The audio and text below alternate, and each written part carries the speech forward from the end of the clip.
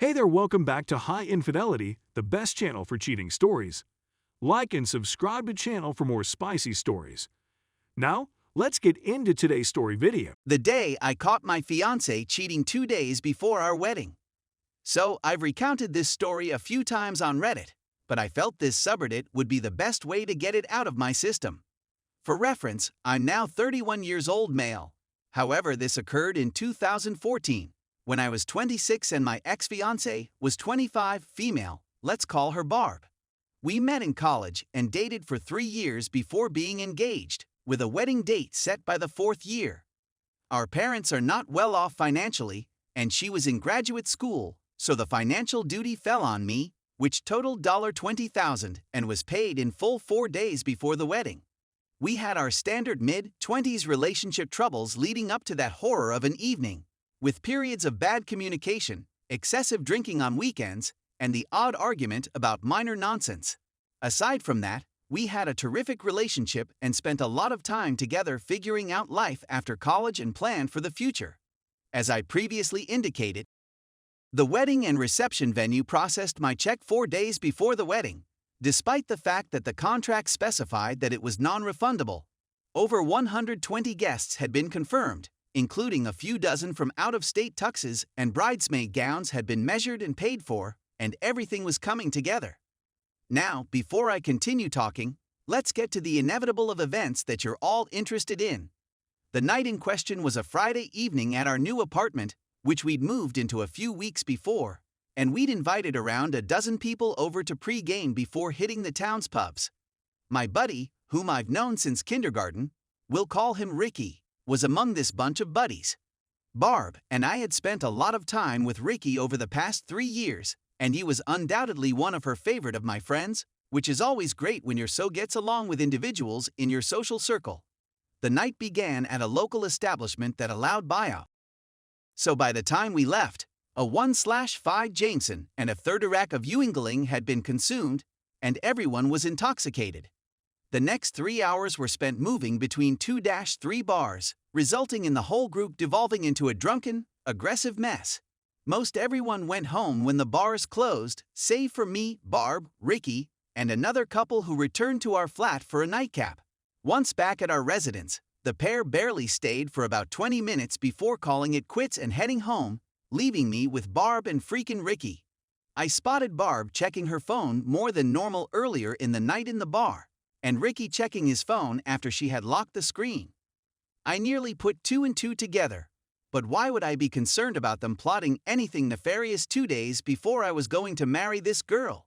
Back to my place, I was reasonably sober and observed that all of the liquor was gone, so I was thinking of picking up a couple of six-packs from a nearby establishment that remains up until 3 a.m. Barb and Ricky were clearly on the booze and had tanked, but there was no reason to assume anything shady would happen if I left for 20 minutes.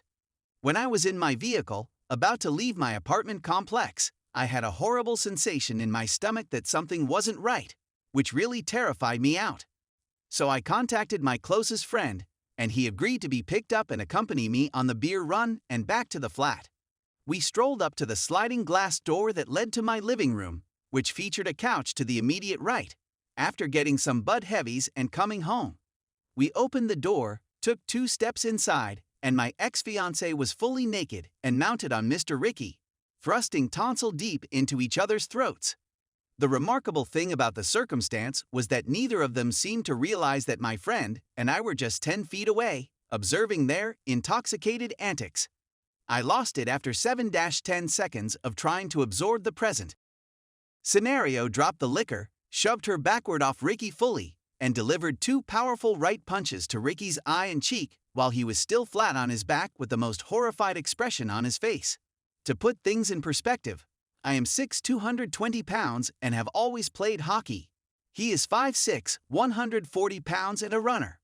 Ricky began snoring. I had never idea this was a thing, immediately after my fist attack, and was sleeping for at least 5 minutes while I was losing my mind over the issue. I phoned her parents around 10 times without thinking till they woke up and insisted they come take up their unfaithful daughter right now.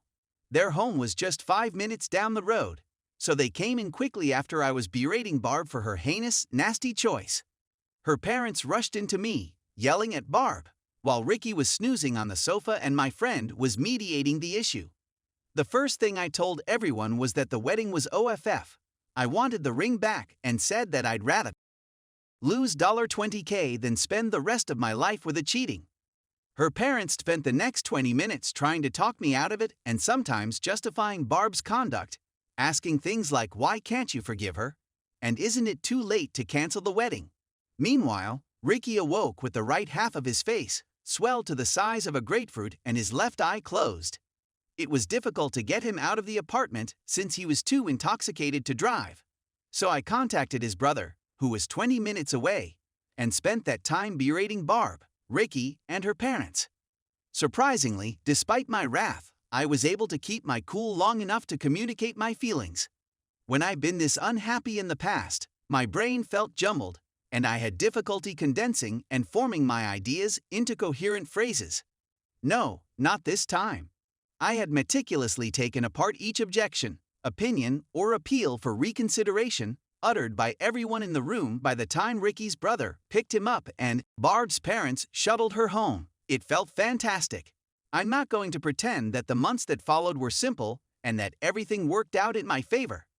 2 months later, the pharmaceutical firm where I worked decided to lay off my whole division. I had piled up thousands of dollars in credit card debt to pay for the wedding. Unemployment followed me for 5 months, and I was diagnosed with major depression. Life was messed up for a few years, and I wouldn't wish it on anybody. But now that I'm 31 years old, things have calmed down and I couldn't be happier. Thank you for allowing me to air my grievances. Story 2. Wife cheated on me with mutual friend 2 days ago. Spent whole weekend with said friend as if nothing had happened. FML. I've been married to my wife for 10 years and now found out she slept with one of our friends who was coming to the cottage with us over the weekend. So I spent the whole weekend with this man, fishing, grilling chicken, cutting down trees, and so on, not realizing he had just had with my wife. I saw they were spending more time alone than normal, and my wife was avoiding me almost religiously, so I knew something was wrong, but I never dreamed she'd cheat on me. Now, I must admit that my wife has been suffering with a lot of worry and despair recently, which she has unfortunately dealt with by drinking a lot more than normal. In her defense, she was very vulnerable. We had been going through this together, but it was a difficult time. I knew the flirting had been going on for months, had told her to be cautious with him since he's a touch slimy in general, perpetual flirt, and could see she was enjoying the attention a little more than normal. In any event, she hadn't been feeling well all weekend. So when we got home from the cottage, I instructed her to go lay down while I finished unpacking and putting the kids to bed. She comes downstairs after they've been tucked away, weeping, and gives me the news. I later learned that it occurred when I left early to set up the cottage with the kids, which, by the way, we were locked out of, so we were really waiting for them to arrive to open, and that there was no alcohol involved. They had also kissed a few days previously, and my wife had given me pictures of her having a bath before that. The unfortunate aspect is that I adore my wife and want everything to work out. She said that things were simple with him since he suffers from anxiety and sadness and so knows how she feels. She seemed to sincerely regret it and claims it occurred in a fog. How am I going to get over this? She also doesn't want me to speak to him because she is afraid he may commit himself. I'm a cool, composed man who simply wants to talk. Is this a reasonable request? Is it possible for me to make things work? Should I do it? I'm not sure what to say right now. Update 1. Confronted her about 4 a.m. and requested that she unlock her phone so I could see her most recent texts. There was a lot of opposition at first, with her claiming she wouldn't do it since it was 4 a.m., she had to work, and so on. She eventually consented, but when she arrived home, she panicked and erased texts. There was still quite a bit of incriminating stuff in there from this evening, suggesting more than a random fling, and that this guy is smitten, wants to steal her away from me, etc. And also that he was actually saying that he wants to kill himself. She was reacting positively, ostensibly to keep him off the cliff, and she claims to me that it was terrible and that she can't imagine kissing or life with him, just me. She has now agreed to keep the phone open from now on, to sever communication completely, to be completely honest, and to the penalties of failing any of those conditions, I'm gone.